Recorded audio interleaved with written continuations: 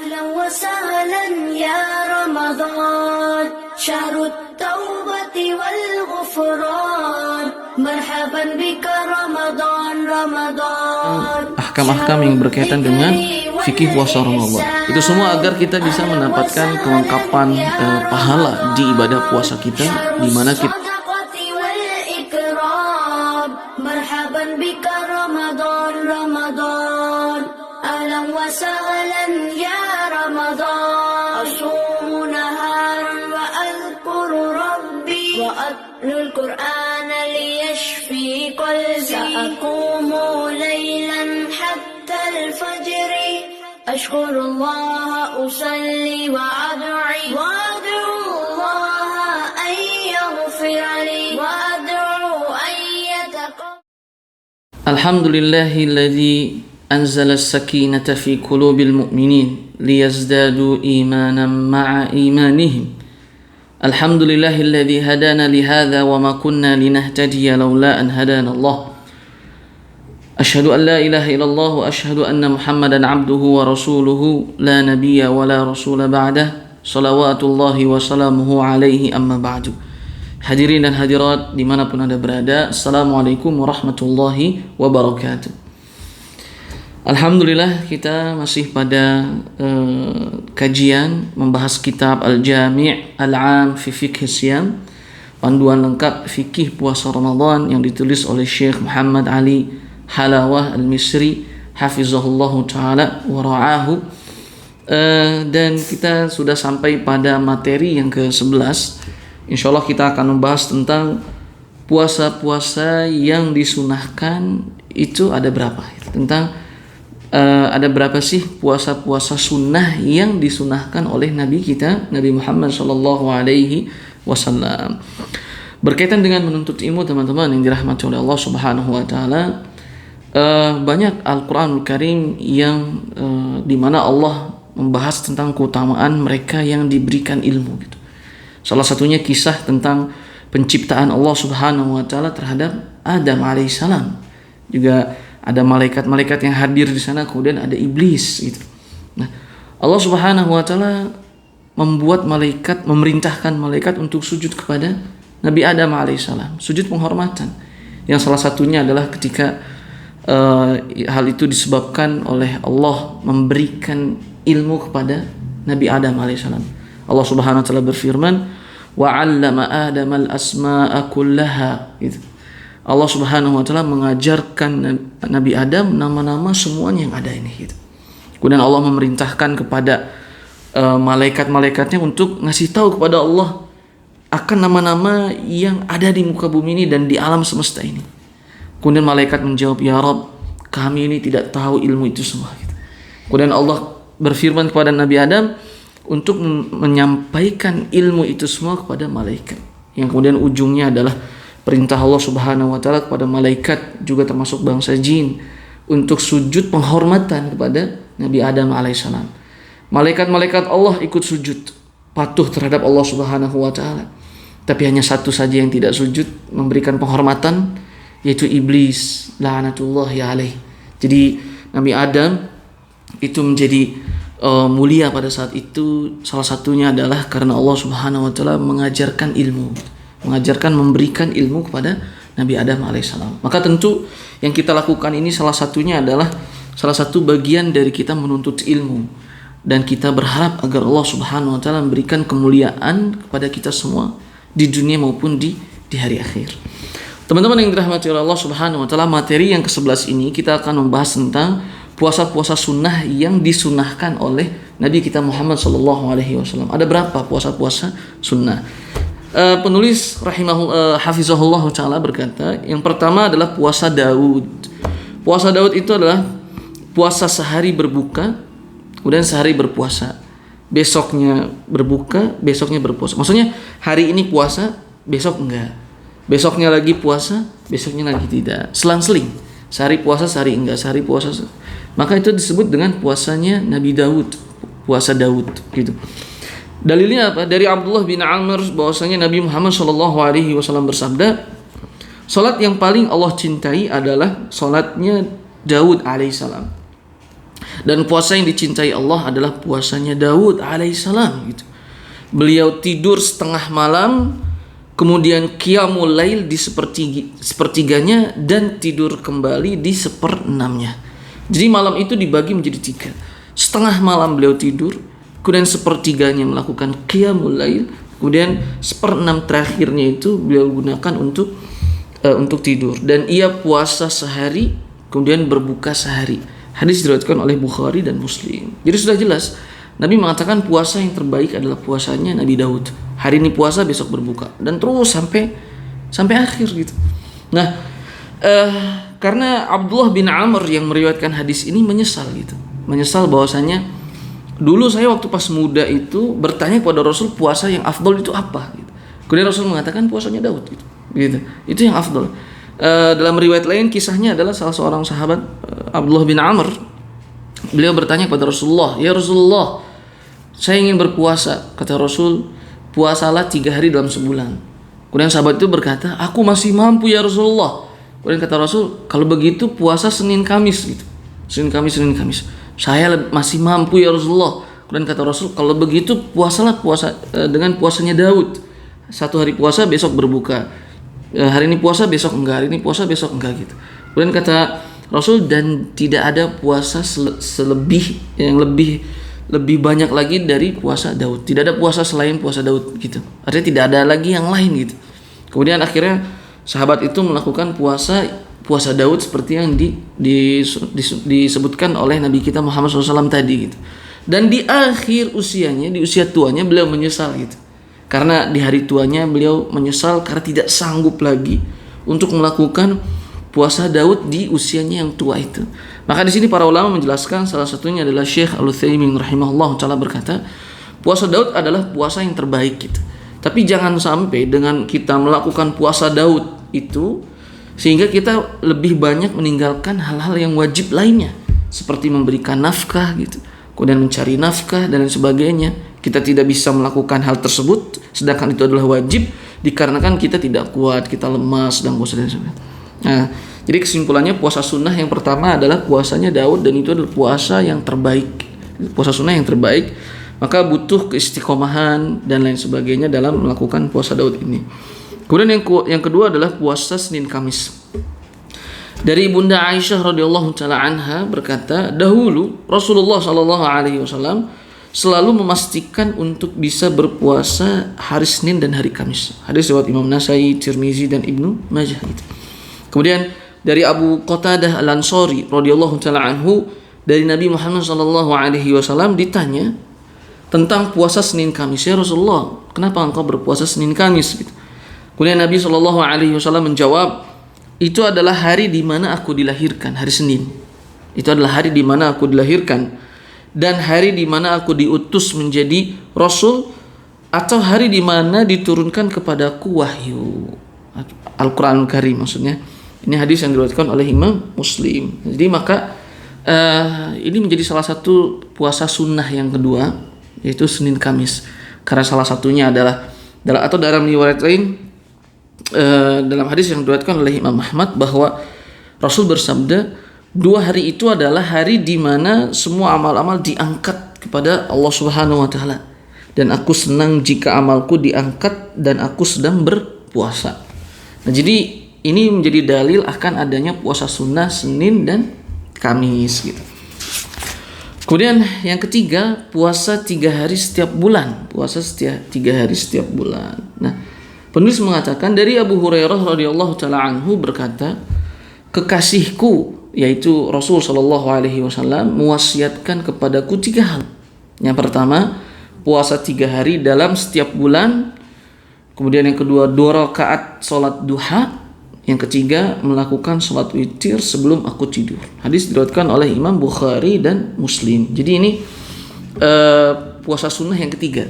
Yang pertama tadi ada puasa Daud, kemudian ada puasa Senin Kamis, kemudian yang ketiga ini puasa 3 hari dalam setiap bulan. Memang para ulama berbeda pendapat tentang 3 hari dalam setiap bulan itu di tanggal berapa? Di awal bulankah, tengah bulankah, atau akhir bulan? Jumhur ulama mengatakan itu adalah puasa ayyamul biyum gitu, hari-hari putih. Ayam itu artinya hari-hari, al-bid putih. Maksudnya adalah dilakukan pada tanggal 13, 14, 15 Hijriah. Pertengahan bulan, di mana di tanggal itu terjadilah bulan purnama. Sehingga malam itu malam yang sangat terang gitu ya, karena cahaya bulan purnama yang sangat terang. Nah, jadi yang dimaksud dengan puasa 3 hari dalam setiap bulan itu jumhur ulama mengatakan yaitu tanggal 13, 14 dan 15 itu. Kemudian dari sahabat Abdullah bin Amr, Nabi SAW bersabda, puasalah kalian 3 hari dalam setiap bulan, karena sesungguhnya kebaikan itu pahalanya 10 kali lipat, dan puasa 3 hari setiap bulan itu seperti puasa 1 tahun. Hadis riwayat Muslim. Keutamaannya itu seperti kita melakukan puasa 1 tahun full. Keutamaan dari melakukan puasa 3 hari dalam setiap bulan, yaitu tanggal 13, 14 bulan Hijriyah, bukan bulan Masehinya. 13, 14 misalkan Syaban, 13, 14, 15 Syawal, 13, 14, 15 Rabiul Awal gitu. Nah, puasa sunnah yang keempat adalah puasa 6 hari di bulan Syaban gitu. Nabi SAW dalam sebuah riwayatnya beliau mengatakan, barang siapa yang berpuasa Ramadan kemudian melanjutkan setelahnya puasa 6 hari, maka sungguh dia seperti telah melakukan puasa 1 tahun full. Nah, jadi puasa 6 Syawal ini menjadi puasa yang disunahkan berikutnya gitu. Selepas Ramadan, tanggal 1 Syawal itu tidak boleh berpuasa. Tidak boleh berpuasa karena itu adalah hari raya Idul Fitri. Tidak boleh, hukumnya tidak boleh berpuasa. Maka 6 hari setelahnya itu dilakukan pada tanggal setelahnya. Jadi para ulama memang berbeda pendapat. Apakah 6 hari itu langsung dari tanggal 2, 3, 4, 5, 6, 7 atau boleh kapan saja. Dan yang dipilih oleh penulis adalah 6 hari itu boleh dilakukan kapan saja. Tidak mesti langsung gitu ya. Melainkan boleh misalkan dalam bulan Syawal ini, saya hari ini puasa 2 hari ke depan enggak, kemudian puasa lagi 2 hari ke depan enggak, kemudian puasa lagi. Dan yang lebih afdolnya memang langsung 6 hari berpuasa setelahnya. Itu puasa sunnah yang pahalanya seperti kita melakukan puasa dalam 1 tahun full gitu. Itu puasa 6 hari di bulan Syawal gitu. Boleh di awal bulan, boleh di pertengahan bulan, atau boleh di akhir bulan. Dan memang yang afdolnya langsung di awal bulan setelah hari raya Idul Fitri. Poin yang kelima, puasa sunnah yang kelima adalah puasa 10 hari di bulan Zulhijjah gitu. Dari Abdullah bin Abbas radhiyallahu taala anhu, Rasulullah sallallahu alaihi wasallam bersabda, tidak ada amal dalam hari-hari yang lebih utama dari amal hari-hari ini, yaitu 10 hari bulan Zulhijjah. Para sahabat bertanya, "Ya Rasulullah, apakah tidak juga sebanding dengan jihad fisabilillah gitu?" Kemudian kata Rasul, tidak, ini lebih utama gitu. Tidak juga dengan jihad fisabilillah. Jawab Nabi SAW, kecuali orang yang keluar dengan sendiri dan hartanya yang ia infakkan di jalan Allah, kemudian ia pulang tanpa dengan membawa sedikit sisa dari hartanya. Hadis diriwayatkan oleh Imam Bukhari. Jadi maksudnya apa? Rasul ketika berada pada hari-hari 10 hari pertama di bulan Zulhijjah, Rasul mengatakan ini adalah puasa hari-hari terbaik gitu. Ini adalah hari-hari terbaik, bahkan jihad pun masih kalah pahalanya dengan hari-hari ini gitu. Jika ada orang yang melakukan amal soleh, maka amal soleh yang dilakukan di 10 hari bulan Zulhijjah itu pahalanya berlipat ganda gitu. Bahkan tidak juga dengan jihad gitu. Kecuali kata Rasul, kecuali sebanding dengan orang yang keluar dari rumahnya sendiri, kemudian membawa hartanya, kemudian ia sedekahkan pada orang-orang yang membutuhkan, yatim piatu, fuqara dan masakin. Habis semua sampai dia pulang tidak menyisakan sepeser pun. Nah, maka ini keistimewaan bahwasanya amal soleh itu sebanding dengan orang yang menginfakkan hartanya tadi gitu. Nah, jadi artinya di sini kan tidak disebutkan dengan satu amalan puasa gitu. Nah, para ulama berkata, iya tidak disebutkan kalimat puasanya itu. Cuman yang diambil adalah bahwasanya hari ini adalah hari mulia gitu. Dari 10 awal bulan Zulhijjah itu hari yang mulia. Semua amal itu dilipat gandakan. Akhirnya para ulama mengambil kesimpulan bahwasanya sunnah berarti kalau gitu puasalah di hari-hari ini. Karena pahalanya itu sangat besar sekali. Pahalanya sangat besar sekali gitu.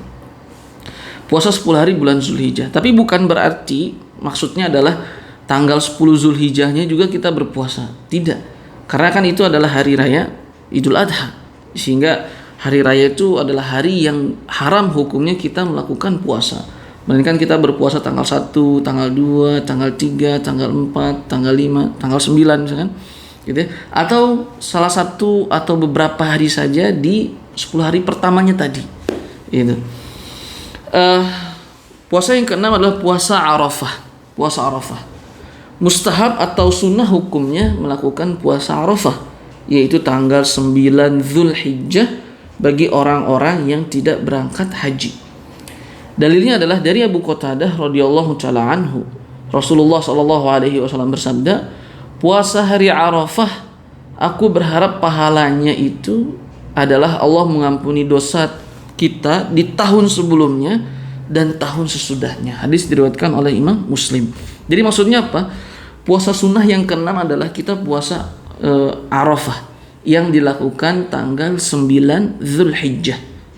Pada saat jamaah haji sedang melakukan wukuf di Arafah, maka kita-kita yang tidak berangkat haji disunahkan untuk berpuasa pada tanggal itu. Yang keutamaannya adalah Allah akan menghapus dosa 1 tahun sebelumnya, 1 tahun yang lalu gitu ya maksudnya, dan 1 tahun yang akan datang. Itu tentang pahala puasa Arafah gitu, tanggal 9 Zulhijjah. Kemudian yang puasa sunnah yang ketujuh adalah puasa Muharram atau puasa Asyura.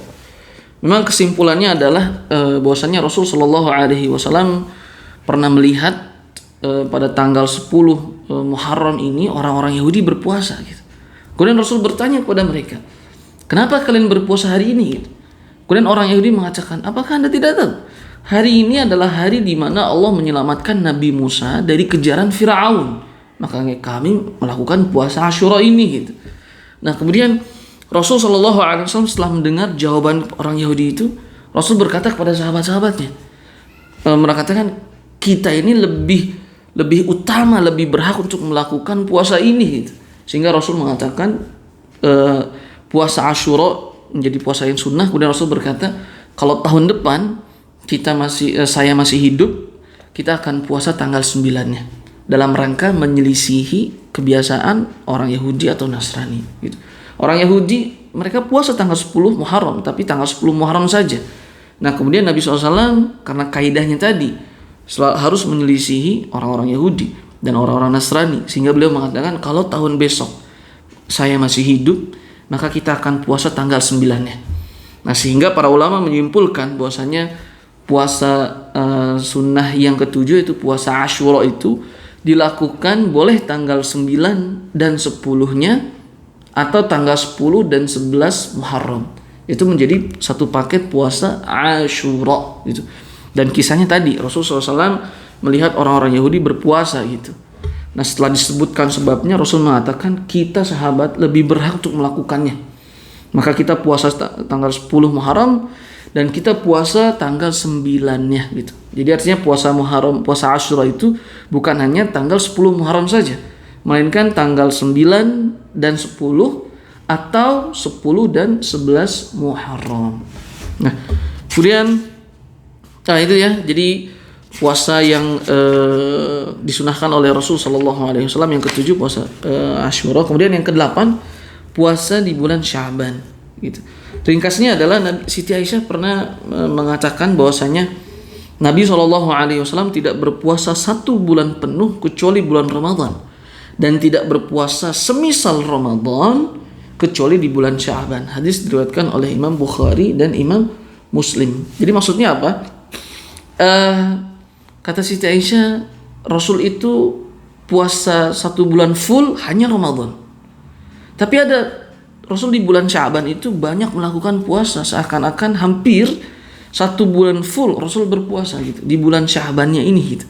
Tapi tidak full seperti bulan Ramadan. Maka puasa sunnah yang ke-8 adalah melakukan puasa di bulan Sya'ban. Kapan saja, mau tanggal 1-nya, tanggal 5-nya, tanggal 10-nya, yang jelas termasuk sunnah puasa, yaitu puasa di bulan Sya'ban gitu.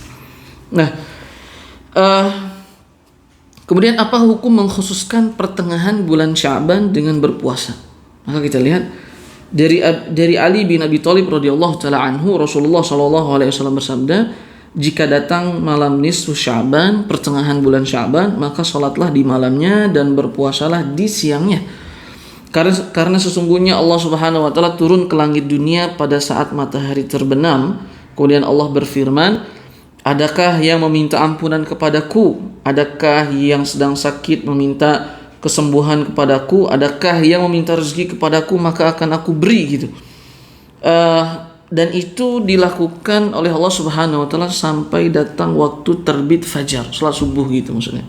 Hadis diriwayatkan oleh Imam Ibnu Majah. Nah, penulis dan Syekh Muhammad Al-Mubarakfuri yang menulis kitab Sirah Nabawiyah, yang menjadi juara 1 dalam penulisan Sirah Nabawiyah, beliau berkata salah satu perawinya adalah Abu Bakar bin Abi Saburah gitu.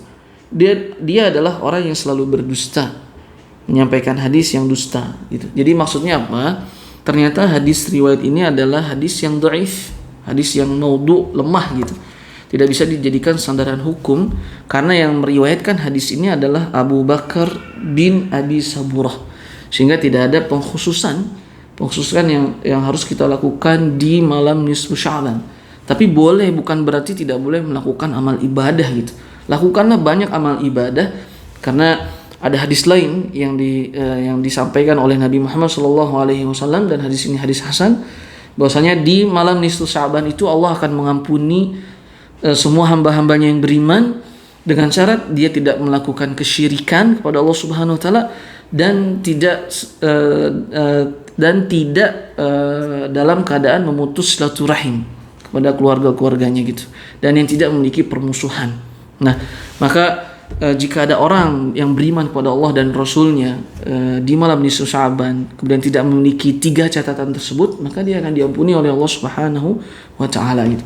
Jadi puasa Sya'ban, puasa sunnah yang ke-8, puasa di bulan Sya'ban, kapan saja gitu, karena Rasul banyak berpuasa di bulan Sya'ban ini gitu.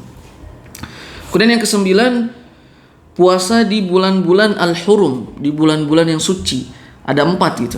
Yang pertama adalah bulan Zulqa'dah, kemudian bulan Zulhijjah, kemudian bulan Muharram, dan bulan Rajab.